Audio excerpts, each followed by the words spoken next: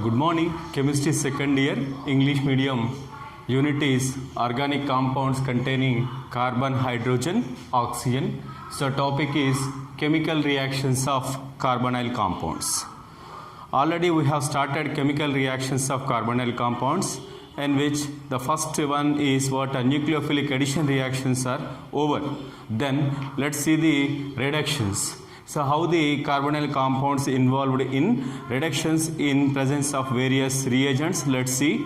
Yes, here is a reductions to alcohols. Carbonyl compounds in presence of strong reducing agent like lithium aluminum hydride. When compared with lithium aluminum hydride, sodium borohydride is a weak reducing agent.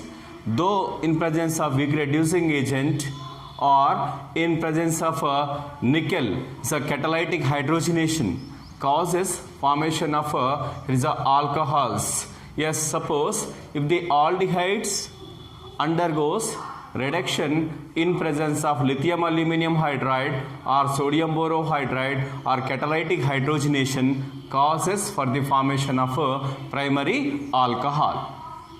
Then is a secondary here is in order to prepare secondary alcohols, so we have to take the here is a ketones.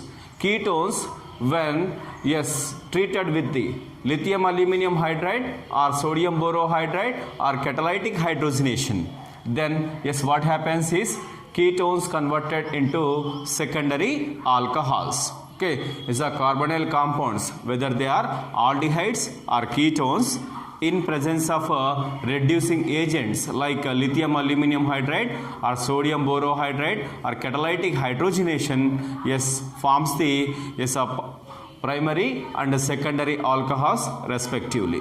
Okay, then next one is a reduction to hydrocarbons. As a carbonyl functional group, carbonyl functional group can be converted into methylene group.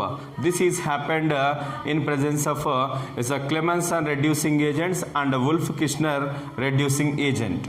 Yes, what is meant by Clemmensen reduction is when carbonyl compounds, whether they are aldehydes or ketones, in presence of zinc amalgam and a concentrated HCl, then what happens? The carbonyl functional group is reduced to methylene group. Then here is a water molecule is a byproduct. Suppose if we take the here is what is a aldehyde. So suppose if it is acetaldehyde, what happens? The acetaldehyde is converted into here is a ethane molecule. Then next one, suppose if we take the here is a propanone ketone. Propanone, when it is subjected to here is a Clemmensen reduction, that is zinc amalgam concentrated HCl, then here is a propanone is converted into propane. So this is happened as a in presence of Clemmensen reducing agent. Yes, next one is Wolff-Kishner reduction. So what is meant by Wolff-Kishner reduction is, again here is a carbonyl functional group converted into here is a methylene group, but it's a reagent is what? Then here is a first of all here is a hydrazine. Okay, NH2 bond NH2 hydrazine. When carbonyl compound is treated with a hydrazine, what happens? Removal of water molecule takes place and a hydrazone is formed. Okay, yes, a hydrazone. Then suppose if it is aldehyde, next one here is a aldehyde is treated with a hydrazone. Then next one that is here is a hydrazone. Then next one, after formation of hydrazone, it is treated with is a KOH or sodium hydroxide. Okay, strong base. Then here is a ethylene glycol. It is a high boiling point contained solvent subjected to heating. Then simply this hydrazone is converted into here is a alkane. Okay, a methylene group is formed. The byproduct is nitrogen. Okay, Wolff-Kishner reduction. Then let's see there is a oxidations. So what is meant is how the suppose if you take the aldehydes and ketones, they undergoes oxidation. Okay, oxidation. Suppose strong oxidizing, general oxidizing agents like is a HNO3, concentrated HNO3, or dilute HNO3.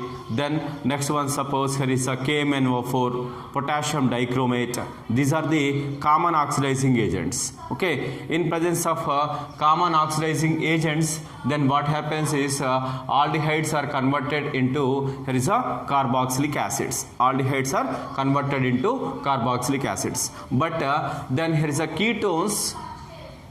In order to oxidize the ketones, there is a vigorous conditions are required. Vigorous conditions are required. So vigorous conditions mean to what? Here is what? Strong oxidizing agents. The next one is a high temperature. Okay, high temperature conditions are required. Then yes, here is a ketones can be converted into carboxylic acids, but here is a CC bond breakage takes place. CC bond breakage takes place. Then yes, a less numbered containing carboxylic acids are formed when compared with the parent ketone. So let's take the, here is a, this is a ketone. When ketone is subjected to, it is a oxidation, that is a strong oxidizing agents, then here is a, at a higher temperature or elevated temperature, then what happens? Carboxylic acid mixture is formed. Then yes, suppose if the bond breakage takes place here in between these two carbon atoms, here is a R bond COOH, then next one is R dash CH2 COOH. Okay, CH2 COOH. Suppose the bond breakage may takes place here also, then in that condition R bond CH2 COOH, R dash COOH. Okay, yes, here is a CC cleavage. CC cleavage takes place around the carbonyl functional group. As a result of that, yes, a mixture of carboxylic acids are formed. Whereas, so suppose if you take the, here is a aldehyde, simply is a aldehyde easily converted to carboxylic acid. Then the carboxylic acid is having the same number of carbon atoms when compare its parent aldehyde. Suppose if you take the, here is a acetaldehyde. If you take the acetaldehyde is converted into what? Here is a ethanoic acid. Okay, suppose if you take the CH3CHO acetaldehyde subjected to oxidation, then yes, this carbonyl functional group is converted into carboxylic acid functional group. Okay, yes, this carboxylic acid is having two carbon atoms. Then next one, yes, this is also having two carbon atoms. Okay, yes, there is no change in the oxidation. There is no change in the number of carbon atoms in case of aldehydes. Okay, aldehydes. Whereas in case of ketones, the formed carboxylic acids are having less number of carbon atoms when compare its parent ketone, because CC cleavage takes place. Okay, then yes, let's take the, here is a mild oxidizing agents such as Tollens reagent and a Fehling reagent are used to distinguish aldehydes from ketones. Okay, then okay, normal oxidizing agents like HNO3, KMNO4, potassium dichromate, they can oxidize the aldehydes and ketones. Whereas when you take the mild oxidizing agents like Tollens reagent and Fehling's reagent, only they can oxidize the aldehydes but not ketones. Because why? Yes, in order to oxidize the ketones, vigorous conditions are required. That is, it is a strong oxidizing agent and elevated temperatures are required. But here is we are using mild oxidizing agents. That's why they can only oxidize aldehydes to their carboxylates. Okay, so let's take the is a Tollens reagent. So what is meant by Tollens reagent? is a ammonical silver nitrate. Ammonical silver nitrate is called as Tollens reagent. Ammonical silver nitrate is called as, here is a Tollens reagent. Yes, here is a Tollens reagent is not available in the laboratory. It should be prepared freshly. Okay, freshly prepared ammonical silver nitrate. Freshly prepared ammonical silver nitrate is called as Tollens reagent. Yes, how can we prepare? Here is a Tollens reagent is first of all, yes, we have to take here is a silver nitrate solution. Yes, to this it is a clear solution. Then to this solution, then here is what when you add the sodium hydroxide, then here is a ash colored is a precipitate, okay, as a dirty color is formed. Then to this, here is a ammonium hydroxide.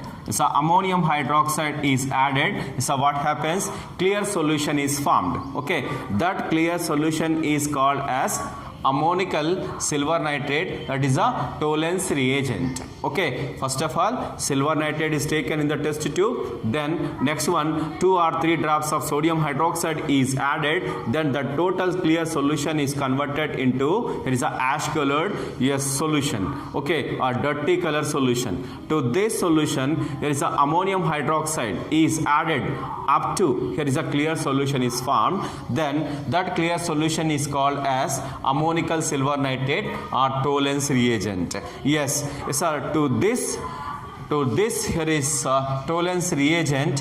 Then when you add the aldehyde,